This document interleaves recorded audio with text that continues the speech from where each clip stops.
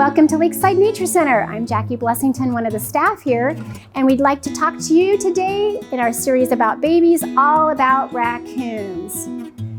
So, where does a raccoon like to live? Basically anywhere. Raccoons are so adaptive to all the different environments out there. You'll find them just about everywhere that there is a food source. In the wild, raccoons really only live to be about 2 to 3 years old. Could be a little bit longer, but that's their average lifespan. And what do they like to eat? Pretty much anything. And we all know this because they like to get into our trash cans. These guys are so amazing. They've got these dexterous hands where they can open lids, get into all kinds of trouble. That can cause problems for raccoons down the road, but we'll get into that a little bit later. Let's talk a little bit about raccoons and their reproduction. So raccoons start their breeding season as early as January in Missouri.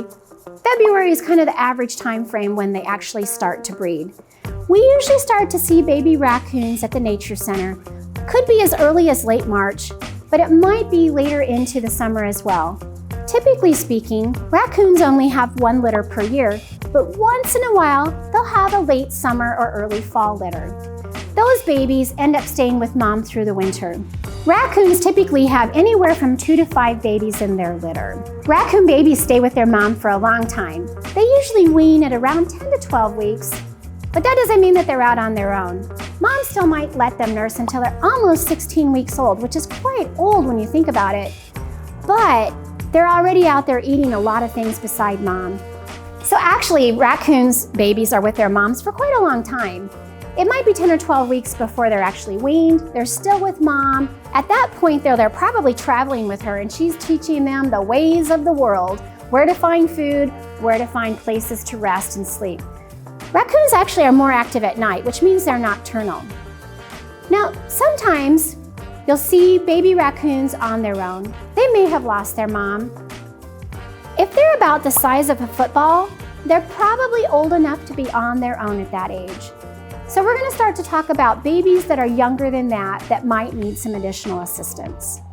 You might actually find a baby raccoon just all by itself on the ground. It doesn't necessarily mean that he's been orphaned. It could be that mom was simply moving him from one den site to another.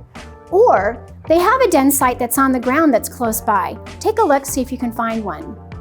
Now, if you don't find a den site and the baby looks otherwise healthy, and he's not the size of a football, as we mentioned before, we have some options on how we can reunite baby raccoons with their moms. Okay, so you found this little guy on the ground all by himself, and it's in the daytime.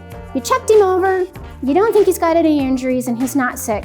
You can take him in the house for the day, because again, raccoons are more active at night. Keep him warm and safe. Some of the same warming techniques can be used. We have the hot water bottle, we have our hand warmers, we have our rice and bean bags. Keep this guy in a nice quiet place for the day.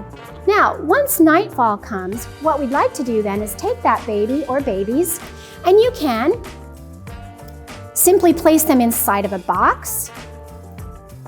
You can put the warming device in there with them if it's a cool night. Put that box at the base of a tree or somewhere close to where you found the baby. Mom is likely to then retrieve the baby overnight and take her to one of the den sites that she's got selected. You can also put the baby underneath of a basket. The baby then doesn't move on its own, but mom raccoons, remember we said they can get into all kinds of trouble? They actually can lift that basket up themselves and they'll retrieve the babies. And then they'll take them to one of the many den sites that they have. Okay, we all know that sometimes these guys can be rascals. They get into your attic, they get into your chimney, they can cause damage to your house. So those might be situations where we need to think about what can we best do for mom and babies. Now, our first option is always, number 1, figure out how is she getting into the house? How is she getting into the chimney? Because at some point we're going to have to fix that hole or cover the flue. If we can, at all possible, let's let mom raise these babies, and once they move on, we're going to take care of the hole or cover the chimney or close the flue. That's always the best option. The second one is to encourage her to leave with the babies on her own. Now we have some similar options that we have with our squirrels. That is also to get a Ziploc bag that has rags, place holes in the bag, And then we want to make sure that those rags are soaked with things like ammonia. You can place them all over the attic. It encourages Mom to want to move out of the area because she doesn't like the smells. That is one method to help encourage her to move. Another is to play loud music, especially at night when they're going to be active and moving around. During the day is probably not going to encourage her to take her babies and move. Let's try it at night, which is a much better opportunity. Another is, again, floodlights within the attic. Mom, at night, doesn't want to be in bright light, so that gives her an opportunity to maybe move those babies. Let's say we are able to get Mom to move those babies out of the attic and you closed up the hole or you got them out of the chimney, but they're still in your yard somewhere in the area. A couple things you can do is actually just leave lights, like sensor lights, on at night. Raccoons, when a light comes on, it encourages them to move away. Another thing is to make sure you don't have any food source out in your yard. Don't put any cat food or dog food out at night, and birdseed. They really love to eat birdseed. So consider making sure that there's no food sources, and that will also help to encourage Mom to move herself and her family into another location. Our last option is going to be another reunite box. Again, figure out where Mom is getting into the attic so that we can close it off.